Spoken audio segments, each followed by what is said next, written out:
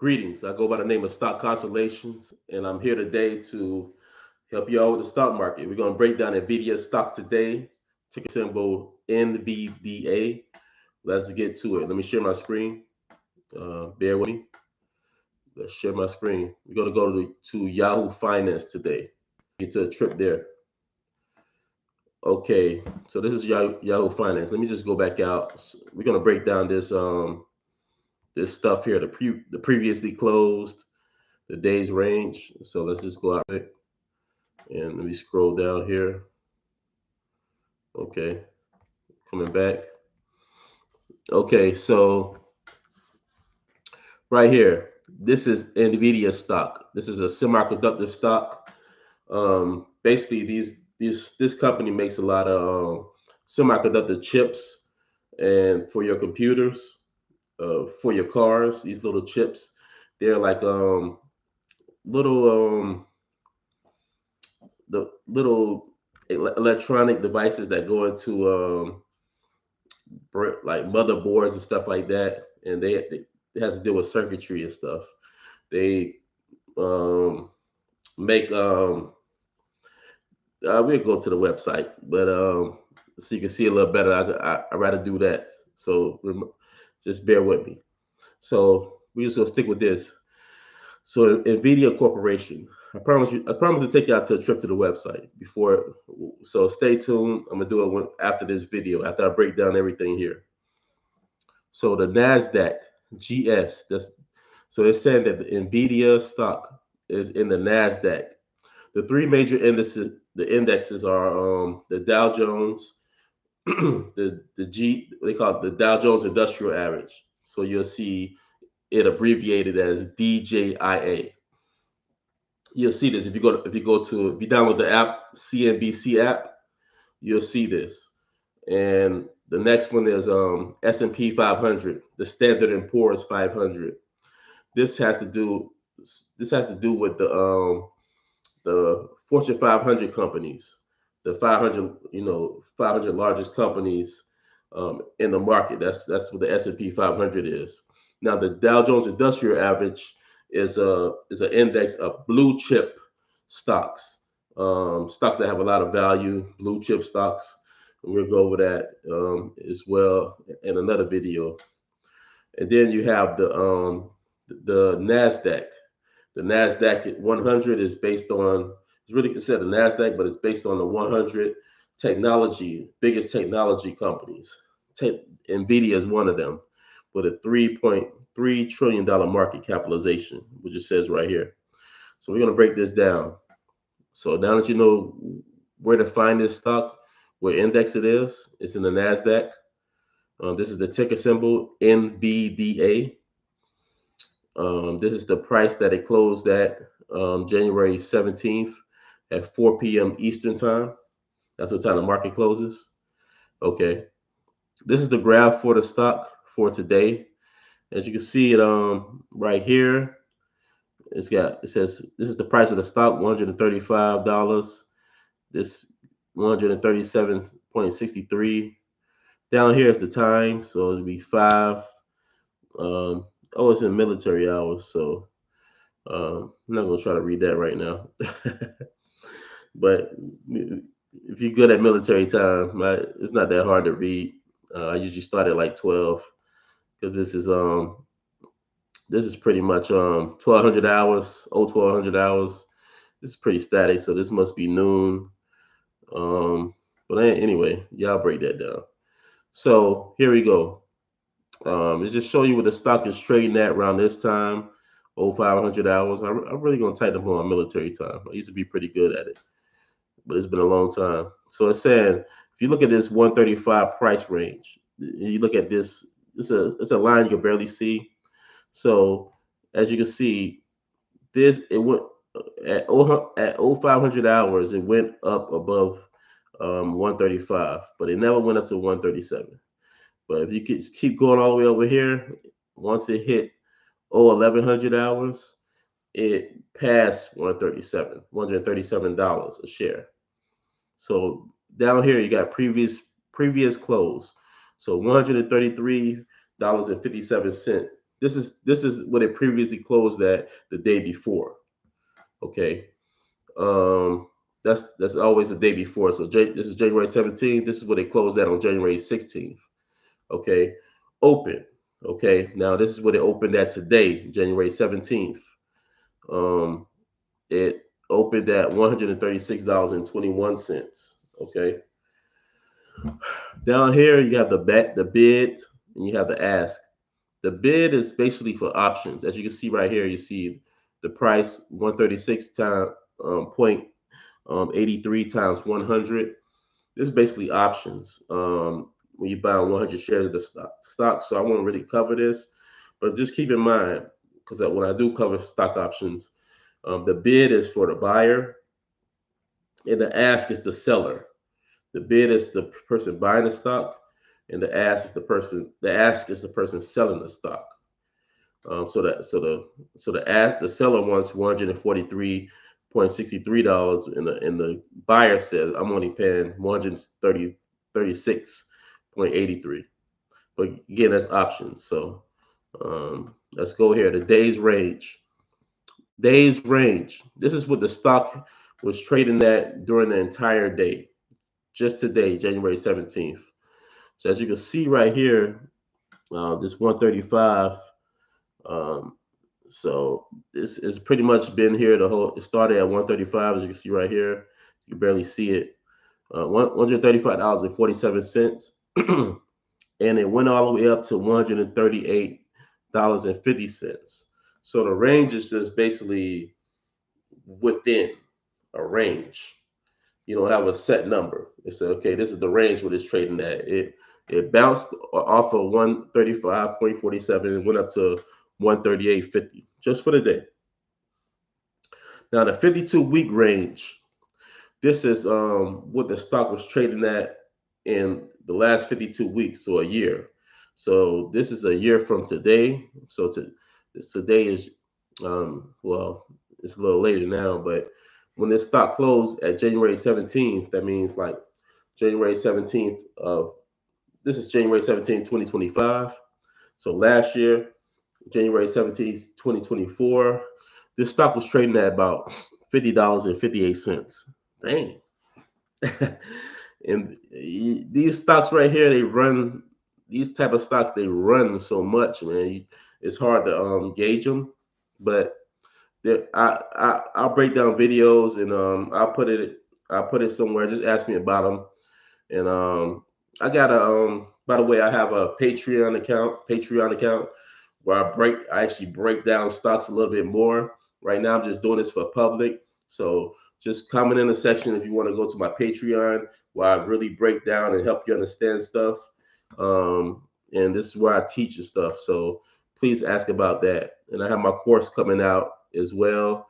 But right now I'm just helping y'all understand how to break down a stock, just so you can know what this. So this ain't too confusing for you all. Okay, this is what I'm doing. Um, Consider it a gift. So it says 50 in the last year, since from January 17th of 2024 to January 17th, 2025, this stock has been traded between $58.58 to $153.13. Okay. So this would be considered the 52-week low on the low end, and this would be considered a 52-week high, the 153.13. 52-week low would be the 58.58. 58.58. Okay, volume. So the volume is 199,339,142. This times that this stock has been traded. So trading means buying and selling. This is the daily volume. So this is only for today. The average volume is usually based on annually for the year. So for the 52 weeks, the average volume has been 213,222,926. Okay, and then for the market cap. The market cap, the market cap is basically the how you get this number is basically um, getting the net income of the company, the total net income, and dividing it by the the number of outstanding shares the company has. So hold on one second. Did I say that right? Market capitalization. No, I'm sorry. This is the price of the stock. This is the price of the stock times the number of outstanding shares. So Nvidia is trading at $137.71.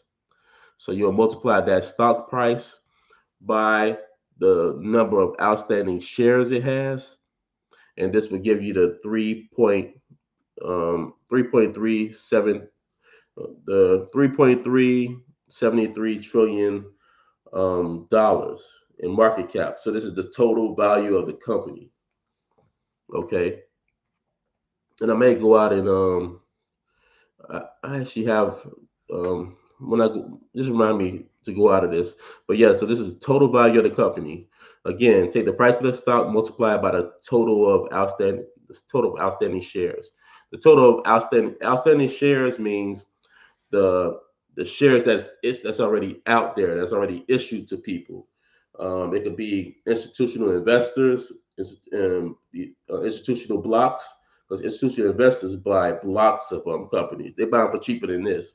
They buy millions of shares, so they might get Nvidia for maybe $110 a share because they buy millions of it. So when you buy it in bulk like that, they get Costco wholesale value. Costco.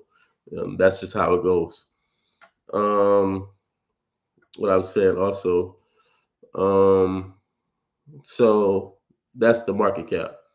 Now beta. This is a five. It's a 5 year, 5 monthly beta. It's usually based on, I guess, 5 months. I guess so.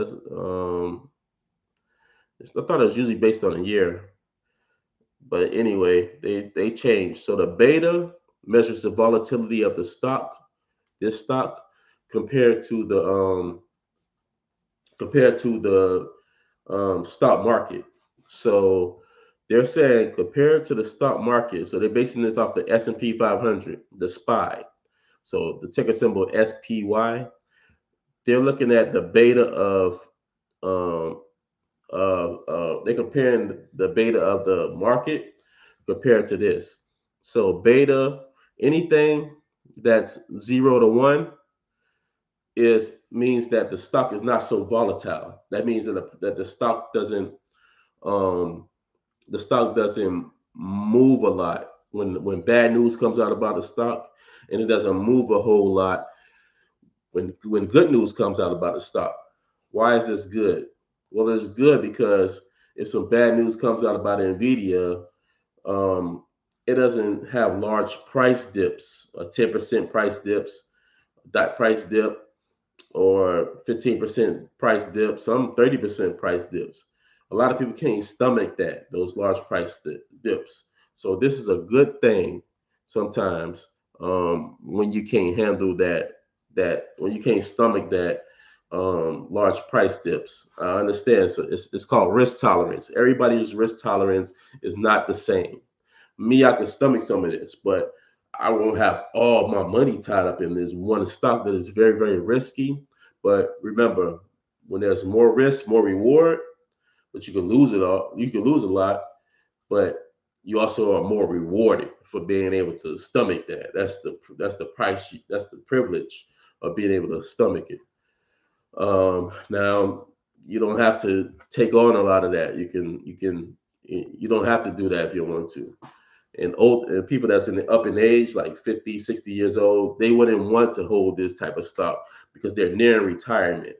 And like they said, if there's a market correction, it usually takes 10 years to recover. The statistics shows that when there was a market correction, like the 2008 market correction, the stocks that took a hit came back and did better within the 10 years frame.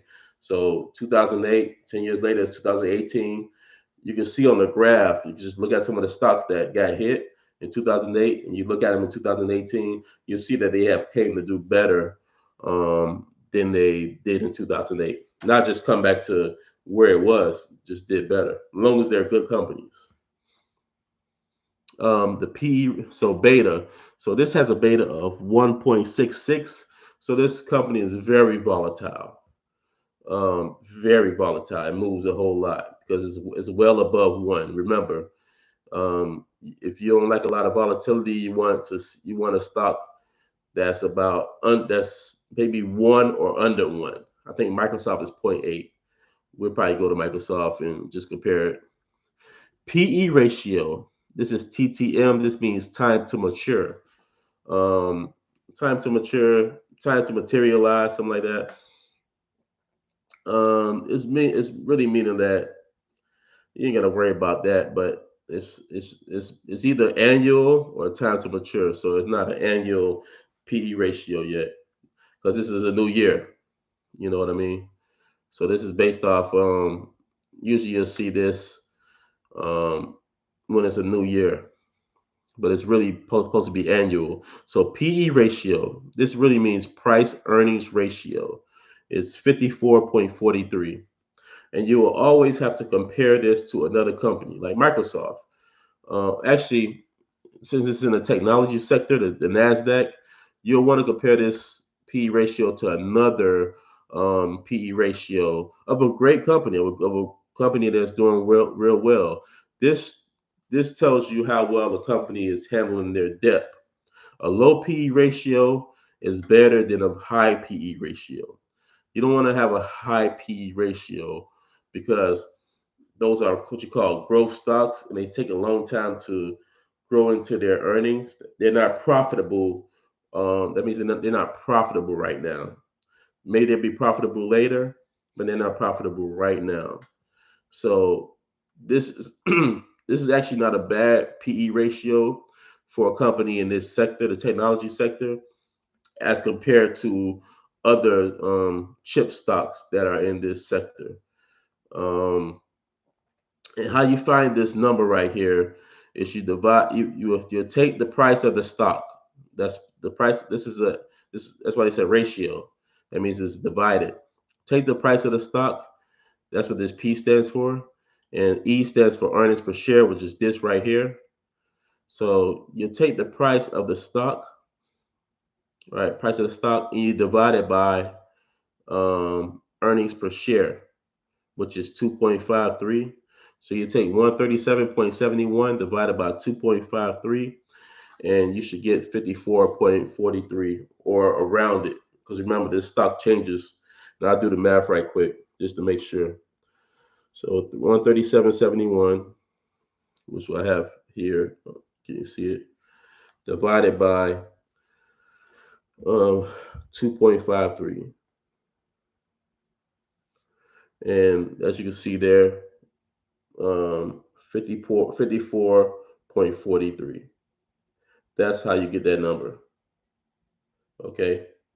Price of the stock divided by earnings per share, EPS.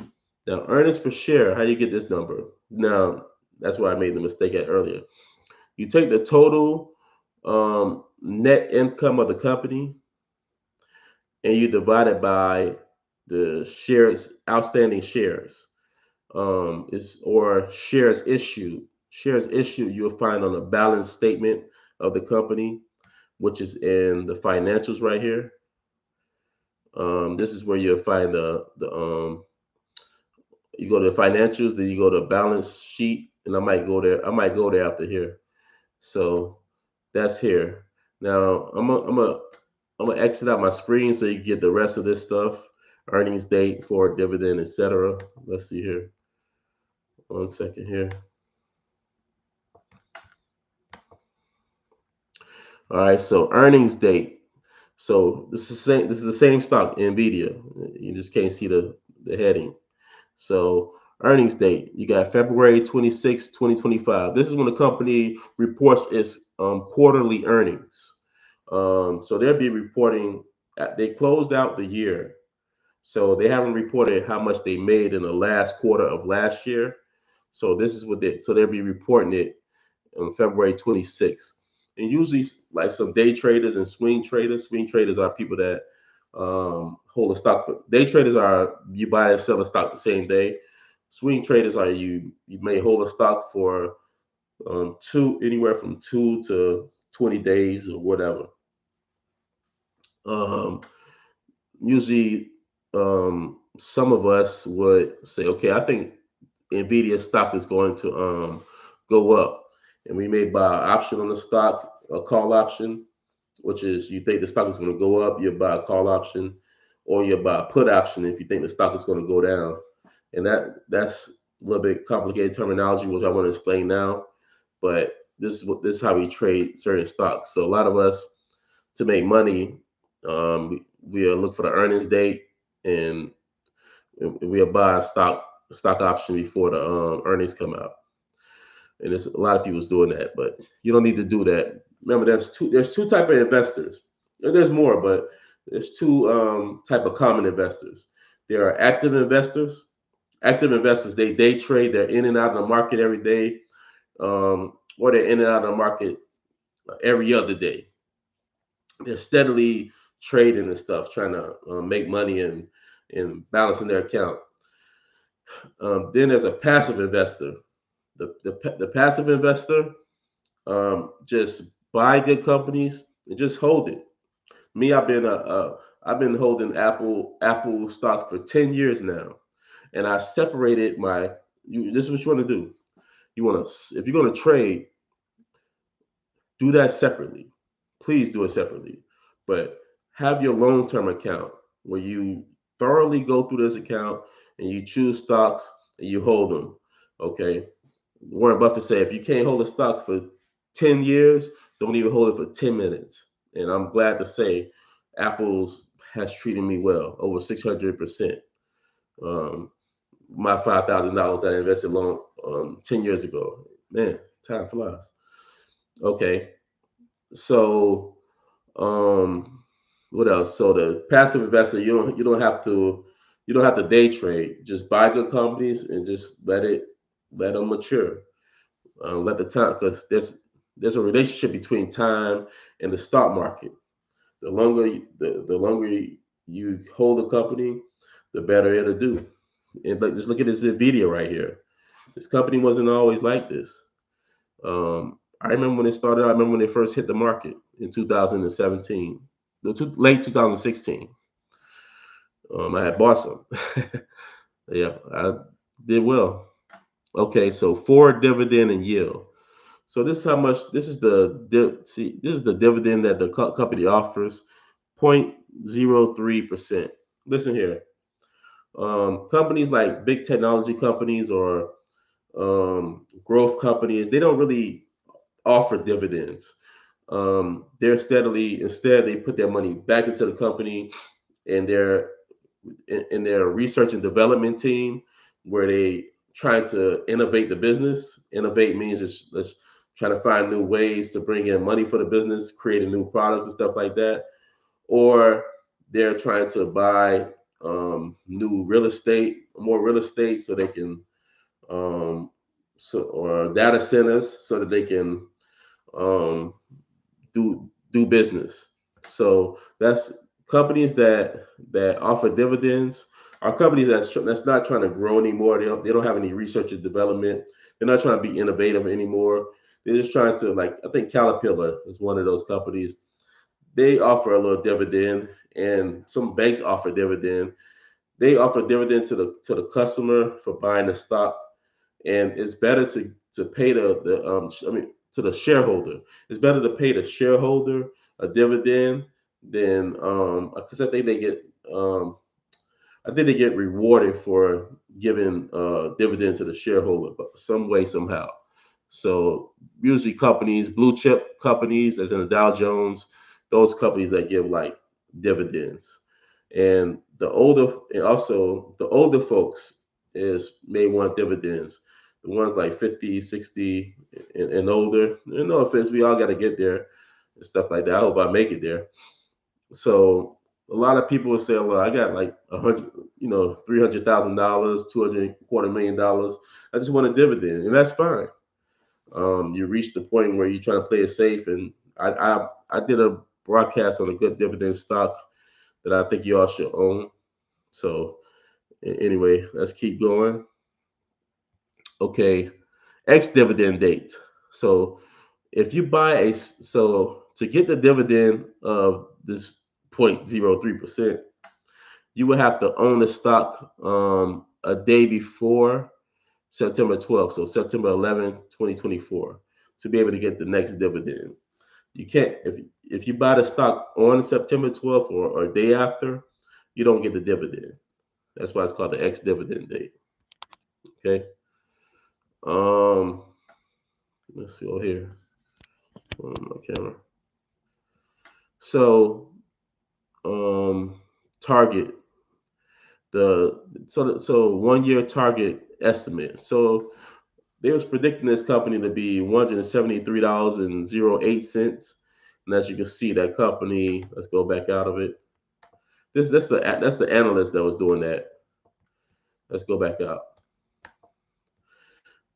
As you can see, well, I guess that's this year. So it's at $137.71.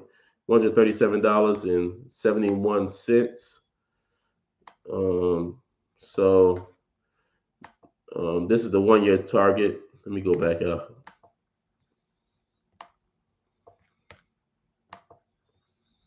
So this is the 1 year target, and it may not get there. It may go there, but who knows? It's a good company. It's got a good PE ratio. There may be a little pullback because the stock has grown so much, and you could probably use the 50. Some people like to use the 50-day and 200-day moving average. I use that. That's technical analysis to see if the stock goes past, if it's already past its 50-day moving average or is past its 200-day moving average. Um, they'll say that okay, it's time to buy this stock because the stock moved past its 200-day moving average. If it's below it, then they like it's kind of bearish. They're like, okay, I don't want to buy it. But a good one I like to use is the relative strength index, the RSI. It tells you when the stock is overbought or oversold, with 30% being oversold and 70% being overbought. Um, this is actually a better technical analysis that I use to when I want to decide when I want to get into a stock. I say, okay, I want to see the RSI for 30%, where it was at. And sometimes I buy it around 40 or 50% in the middle. But at 70%, the company is poised for a pullback most of the time. There are some times they don't, but most of the time. I like to play it. I just okay. I'm comfortable with that. If it doesn't, so let's go to a company's balance sheet so I can show y'all what the outstanding shares were. I'm just going to financials real quick. Okay. So y'all would find the outstanding shares of the company. Um, just bear with me. You probably can't see me right now. Okay, so I went to the balance sheet of this company, other company, so you can see all of what's on the balance sheet. And I'm gonna break this down in my Patreon. So let me know if y'all want to sign up. Yeah, let's sign up for that. Sign up for that and get me exclusively on breaking down these total assets, total liabilities, all that type of stuff. It takes a long time. As you can see, this broadcast it's taking a long time as well. But I like teaching the stock market, and I want you all to get in the stock market. So right here, outstanding shares and shares issued are pretty much the same thing. Now, all these numbers are in. You have to add 1,000 to whatever this number is, and it tells you that. One second here. So if you look up here, It says all numbers in thousands. So that means you got whatever this is, you got to add 3 zeros to the company. You got to add 1,000. So let's go back here. So you have shares issued. So right now you're looking at 24,640,000 shares issued. But remember, you have to add the 3 zeros. So this is really 24,640,000,000. And remember, we were talking about market cap. So we're talking about market cap. Yeah, so this number is outstanding shares times the stock price will give you the market cap, $3.373 trillion. This right here, shares issued, 24, this is really 24 billion. 24 billion times the stock price, which is it was $137.71. That equals the market capitalization. Okay. And just to keep it simple, I already went long. So if you got any more, what did I miss? What did I miss? Oh, remember I said I was going to go to the company's website and show you what a chip is. I didn't forget you. I didn't forget you. Hope y'all can see me. If you can't, I'm coming back on. Just give me a few ticks here. So where's come on now? This company acting foofy. Come on now. I'm just trying to go to the website.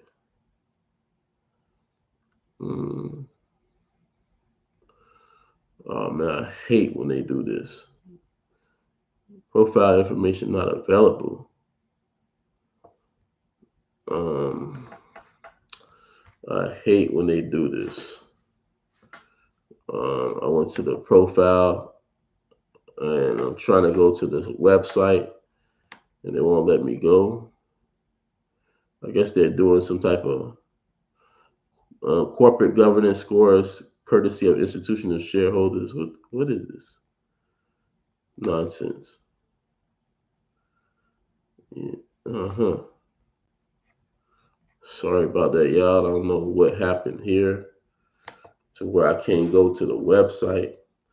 Let me just go separately to usually go to profile and go there. I don't know what happened, but just bear with me. NVDA website. I guess I got to type it in manually. And NVIDIA website. Yeah, you'll be able to go to it right there. So we're just gonna go to NVIDIA.com. I don't like that at all. I don't like that at all. So this is NVIDIA's website. As you can see here, let's go to its products. I got to go back out of here. Can y'all see this? So I went to its products, GeForce graphics card, laptops, G-Sync monitors. They offer a variety of stuff here, a lot of stuff. Studio, Shield TV, RTX, AI PCs, GeForce RTX and laptops. All this stuff is what they offer. We'll spray you out of details. But if you're going to buy a stock, at least know what you're buying. So we're going to click on one of these here, RTX AI PCs. I'm just put agree here and show y'all some of this stuff.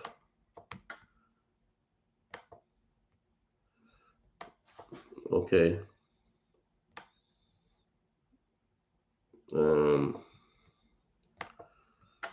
Let's see here. AI. So AI PCs, computers, your personalized chatbot, you get a chatbot, transform your room into a home studio. Dang, that's nice. This is where they upgrade your video viewing. That's nice. What else they got? This is real time, ladies and gentlemen. AI enhanced video editing right here. AI powered 3D design for people that's designing 3D stuff. High speed image generation. Okay, let's go look at a few more products before we end this live stream. What else they got here? Let's see.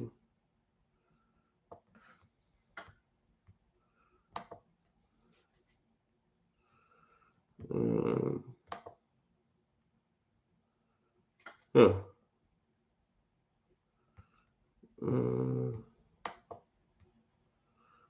I don't know what happened there.